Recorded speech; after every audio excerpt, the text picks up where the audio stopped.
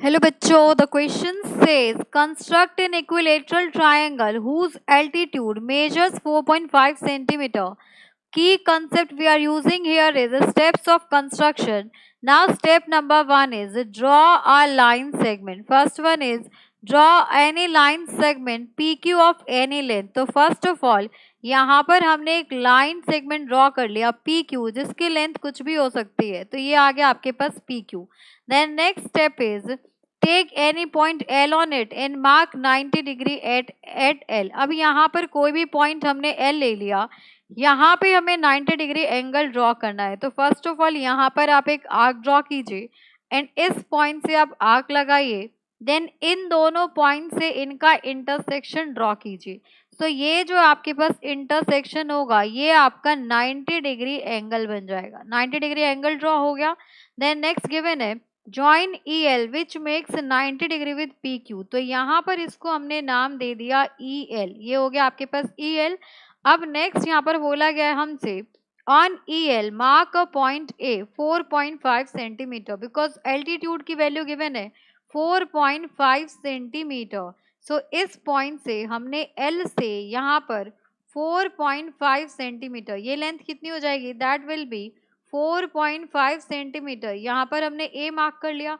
अब हमें पता है कि जो भी आपका ट्राइंगल होता है इक्विलेटरल ट्राइंगल, उसमें सारे ही एंगल्स आपके 60 डिग्री होते हैं. तो यहाँ पर आप ए के ऊपर यहाँ से आप ये ए पॉइंट है एक आर्क लगाइए, आर्क लगा लिया एंड देन यहाँ पर इस पॉइंट से आप एक आर्क लगाइए, एक और आर्क लगाइए. अब ये आपके पास यहाँ ये वाला पॉइंट और ये वाला पॉइंट 60 डिग्री होता है.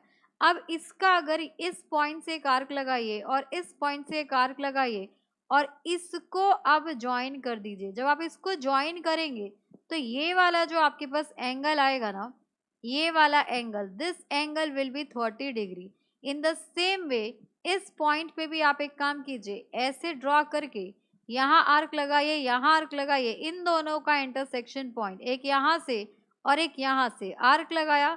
सो इसको जब ज्वाइन करेंगे तो ये वाला एंगल भी आपके पास 30 डिग्री होगा. 30 डिग्री हो गया.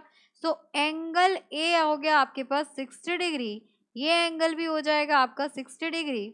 एंड यहाँ पर ये आपका क्यू से कनेक्ट नहीं होगा, यहाँ पर आपके पास ये लाइन कुछ ऐसे आएगी, यहाँ से ये टच होते हुए यहाँ पर आ गया आपके पास. सो ये ट्राइंगल बन गया आपके पास ABC, that is A B और C. So angle A equals to 60 degree, angle B equals to angle C equals to 60 degree because ये आपका इक्विलेटरल ट्राइंगल है. ठीक है. अब यहाँ पर देखो जो फाइनल आपके पास डायग्राम बन के आएगा, ये ट्राइंगल आपका फाइनल ट्राइंगल है. ABC आपका रिक्वायर्ड इक्विलेटरल ट्राइंगल है जिसमें यहाँ पर आपको AD की लेंथ गिवन है. क्या गिवन है, इन विच एल्टीट्यूड मेजर्स 4.5 सेंटीमीटर. सो ये जो आपका एल्टीट्यूड है A से L तक, this measures 4.5 centimetre. So this is the final answer. Hope you understood it very well. Thank you so much. Best of luck.